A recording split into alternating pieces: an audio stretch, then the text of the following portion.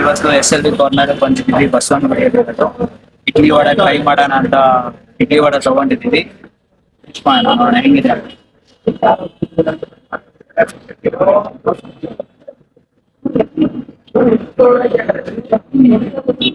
ಚೆನ್ನಾಗಿದೆ. ಇಡ್ಲಿ ಸಾಫ್ಟ್ ಆಗಿದೆ, ಸಾಂಬಾರ್ ಸ್ವೀಟ್ ಆಗಿದೆ. ಬಟ್